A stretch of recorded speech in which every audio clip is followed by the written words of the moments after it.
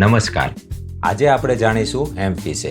Hemp એ માત્ર કાપડ નથી, પરંતુ ટેક્સટાઇલ ઇન્ડસ્ટ્રીનું ગ્રીન ગોલ્ડ છે. હેમ્પ એ કેનાબિસ સેટિવા નામના છોડમાંથી મળતો બાસ્ટ ફાઇબર છે. આ ફાઇબરને જ્યારે માઇક્રોસ્કોપમાં જોવામાં આવે છે ને ત્યારે તેના રેસાઓ હોલો દેખાય છે. આ હોલો રેસાઓને કારણે તે શિયાળામાં ગરમી પકડી રાખે છે અને ઉનાળામાં હવાને પસાર થવા દે છે, જેથી શિયાળામાં હૂંફ અને ઉનાળામાં ઠંડક મળે છે.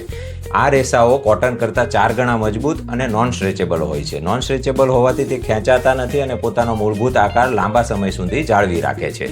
હેમ્પની ખેતી પણ પર્યાવરણ માટે ફાયદાકારક છે, કારણ કે તે 70% ઓછા પાણીમાં, ઓછી જમીનમાં સૌથી વધુ ઉત્પાદન આપે છે અને એમાં પેસ્ટિસાઇડની જરૂર પડતી નથી. જ્યારે તેની લણણી કરવામાં આવે છે ત્યારે આ છોડને ખેતરમાં ખુલ્લા છોડી દેવામાં આવે છે, જેથી ઝાકળ અને બેક્ટેરિયા વડે તેમાંનો જે પેક્ટિન ગમ ચીકાશવાળો પદાર્થ છે તે ઓગળી જાય છે અને ત્યારબાદ આ છોડના લાકડામાંથી મશીન દ્વારા રેસાઓને અલગ કરવામાં આવે છે અને તેમાંથી કાપડ બનાવવામાં આવે છે. મૂળભૂત રીતે આ રેસાઓ કડક હોય છે, પરંતુ 2026ની એડવાન્સ ટેકનોલોજી એન્ઝાઇમેટિક ટ્રીટમેન્ટ દ્વારા તેને મલમલ જેવું સોફ્ટ બનાવવામાં આવે છે, જેથી અત્યારના એડવાન્સ સસ્ટેનેબલ ટેક્સટાઇલમાં આ કાપડ ખૂબ જ પ્રચલિત થઈ રહ્યું છે. આ કાપડના ફાયદા જોઈએ તો તે એન્ટી માઇક્રોબાયલ હોવાથી તેમાં બેક્ટેરિયા થતા નથી અને નેચરલ કાપડ હોવા છતાં લોંગ ટાઈમ સુધી સારું રહે છે.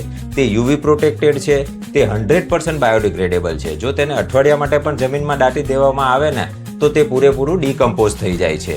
જેમ જેમ આ કાપડનો ઉપયોગ કરતા જઈએ તેમ તેમ તે સોફ્ટ થતું જાય છે.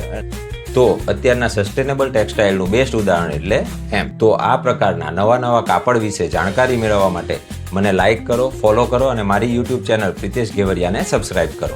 ધન્યવાદ.